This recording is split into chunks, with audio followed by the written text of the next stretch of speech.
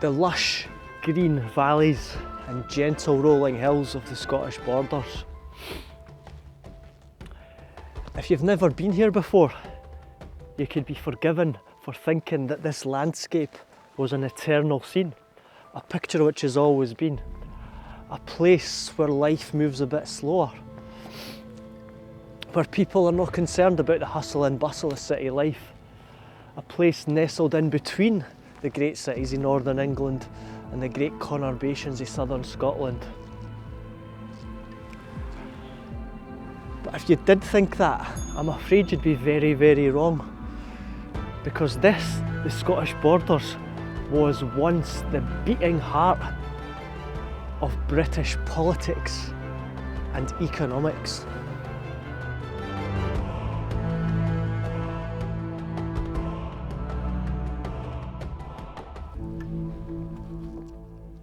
I say the Scottish borders was the heart of the British Isles, but the heart of the Scottish borders, the place where all economy and commerce flowed, was two great cities. You're probably thinking, cities in the Scottish borders. What were these two great cities?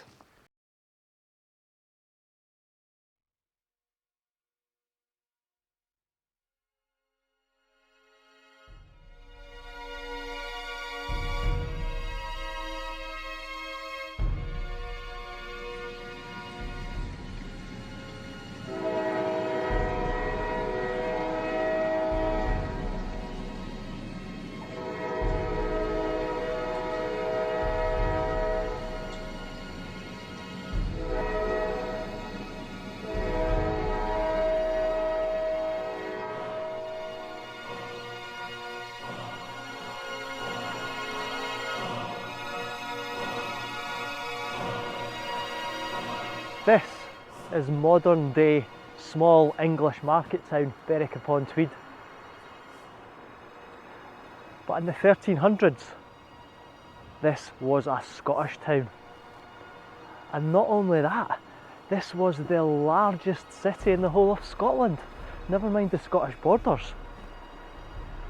And not only that, this was the busiest port in the whole of the British Isles.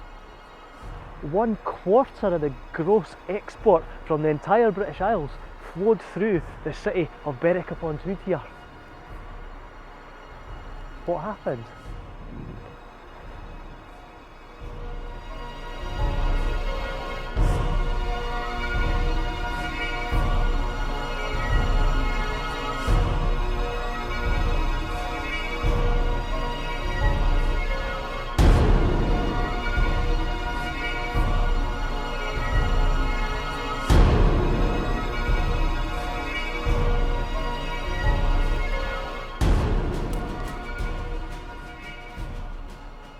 But what was it that made Berwick so rich? What was it that made the port such an illustrious place? It was here, Roxburgh, near Kelso.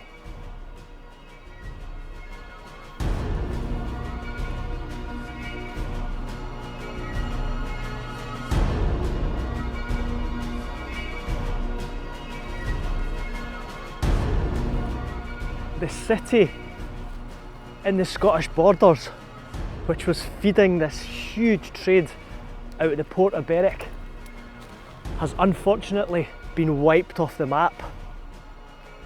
And that city was Roxburgh. The only trace of Roxburgh still visible today is the Roxburgh Castle, which sat on top of this huge mound here.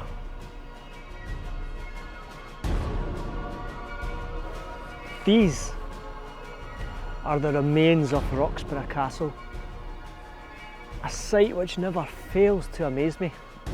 The sheer size of it and scale of it, the sheer age of it, completely evokes images of the past. But it also amazes me that it's not a tourist attraction. Nobody ever seems to come here. It's a completely neglected site. Roxburgh. You're probably thinking, Roxburgh, there's nothing here. maybe the remains of the old castle. But in the 13th and 14th centuries, Roxburgh was the seat of the entire woolen trade in Scotland. The amount of money coming out of this place in wool was absolutely phenomenal. And where did it all go? It all went right down the Tweed to the port of Berwick. And that is why Berwick was such a busy and important port, because this, the city of Roxburgh, was producing such a huge amount of wool, which was all exported to the continent through Berwick.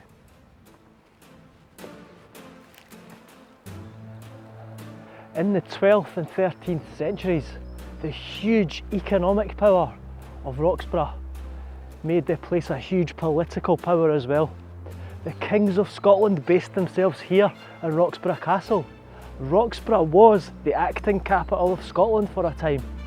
It was a more important, more strategic place than Edinburgh or Perth or anywhere else in Scotland. This was the centre of the country.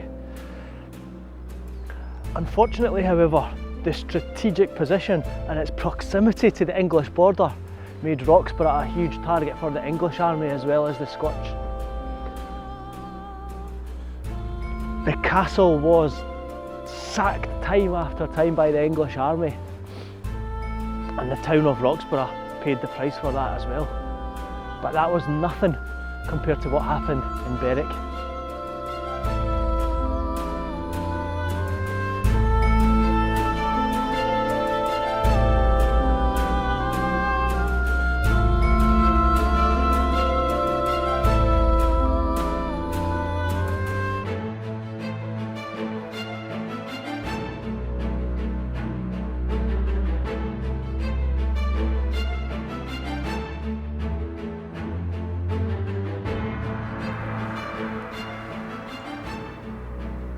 In the 13th century, this was the Scottish stronghold of Berwick Castle. Very little remains of the original castle now. In fact, some of it was demolished to make way for Berwick railway station. Absolute travesty.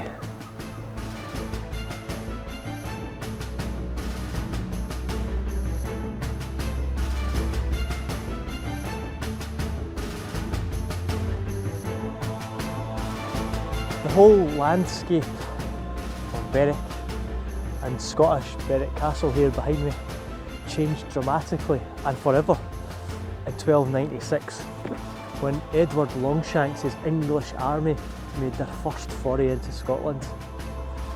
In what's generally is accepted as Berwick's darkest ever day, Longshanks' army entered the town and systematically murdered almost every Scottish inhabitant in there. Some claim almost 20,000 people were killed on that day in that massacre.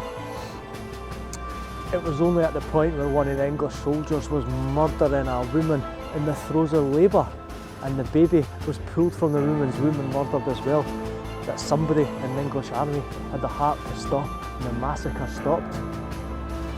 But from that day onward, Berwick was never ever the same and has never ever reached the same population level as it had that day.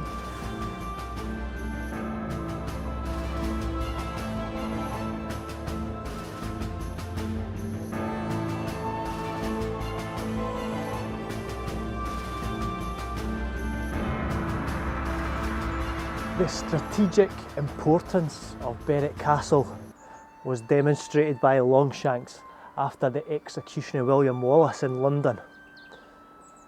A quarter of Wallace's body was sent here to Berwick Castle to be displayed on the castle walls as a warning to any other Scotsmen who fancied their chances against the English.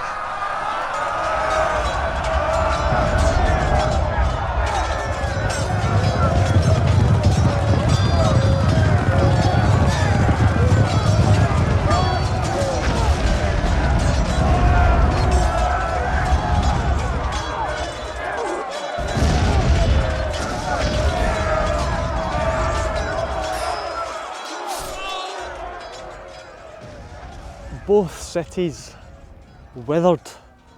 They never got back to their former glory after the sacking of Berwick. But it was here,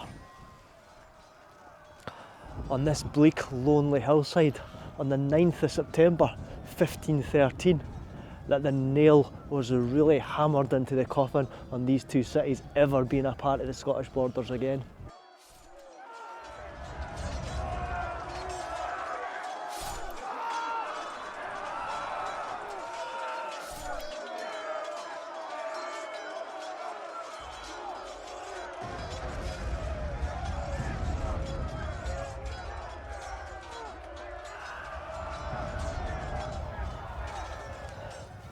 Because it was here on that fateful day in 1513 which saw the biggest loss of life ever in a single day on British military history, because this is the site of the Battle of Flodden.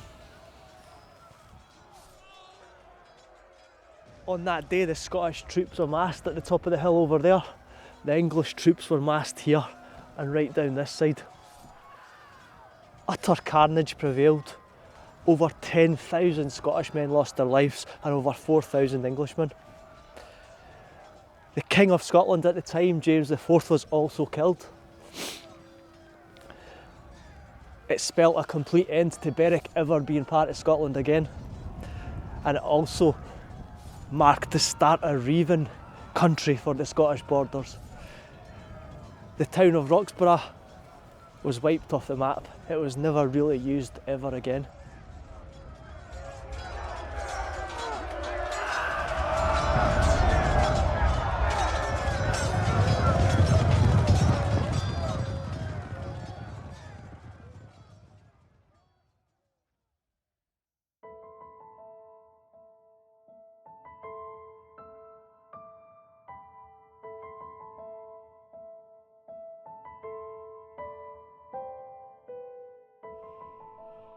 Berwick's fantastic seaboard position, its fantastic strategic position between England and Scotland, its enormous wealth generated from exporting wool from the Scottish borders made the town extremely desirable in the Scottish Wars of Independence. The feuding English and Scottish armies both viewed the town of Berwick, or the city of Berwick, as the real crown jewel in the Wars of Independence. And the town and the people of Berwick suffered for that.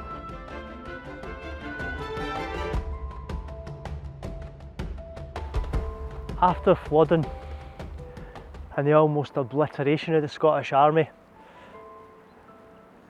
the English fortified Berwick with these massively impressive walls, structures of which the like had never been seen before in Britain, so immense, so well built, that a Scottish takeover of Berwick was never ever again even a possibility. And Berwick as a Scottish town was consigned to history.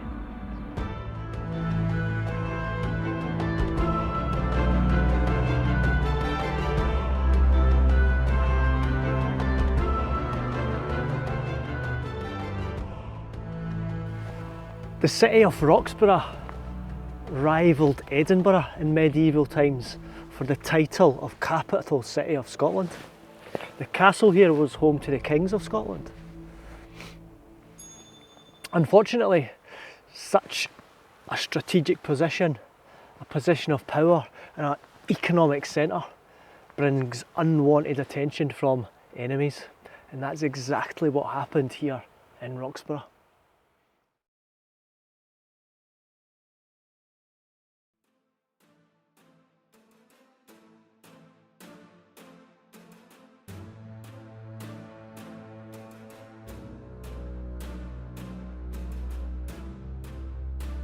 The scant remains of Roxburgh Castle, however, seem like some sort of pristine new build house in comparison to the remains of Roxburgh city itself, because the city itself has been completely wiped off the map.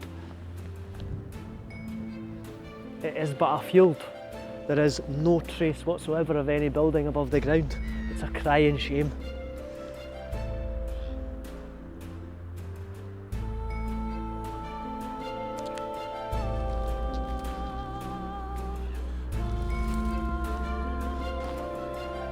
Tourists flock in their thousands on a daily basis to this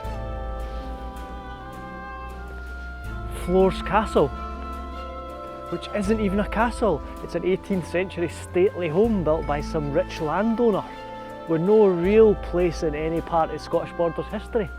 Little do they know that just across the water is a real central part of Scottish Borders history, but nobody comes to see it.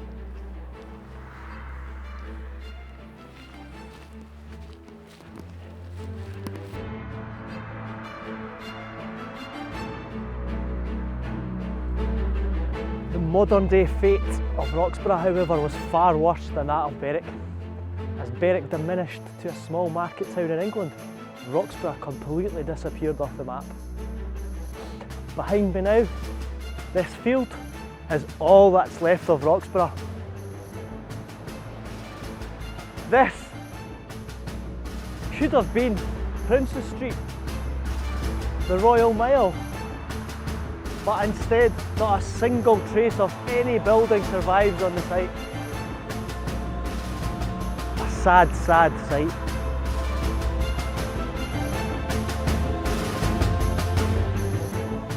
For me, it's quite sad that this hidden city of Roxburgh, what probably could be one of the richest archaeological sites in the whole of Britain, is now used almost exclusively for horse riding.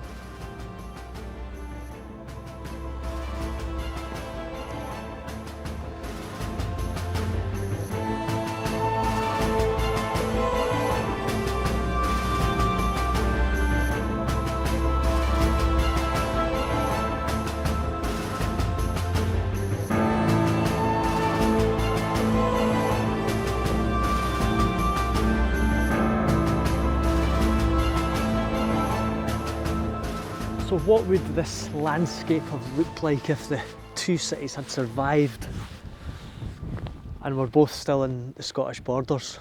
I think it would have been a very different scene today. Busy American fast food restaurants, bustling train stations, big 3-screen cinema complexes everywhere. That sounds like Galashiels. What? Galashiels. That's Galashiels. Yeah, that is Galashiels I'm describing. Actually, I cut that. I'll start again. What would this landscape have looked like had the two cities survived? I think it would have been a very different scene. Huge swathes of motorway traversing the landscape, skyscrapers on the horizon, bustling cars everywhere. Which would you prefer?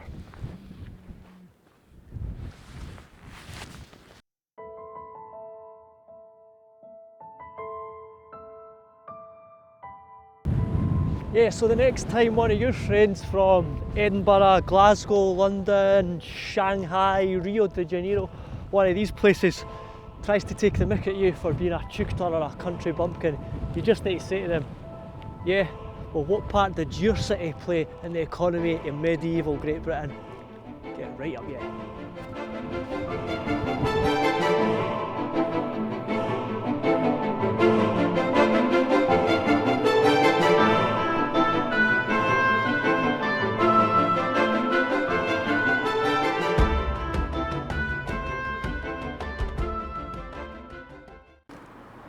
This is English propaganda to nullify the population against the mass slaughter of the Scottish civilians by Edward I in Berwick.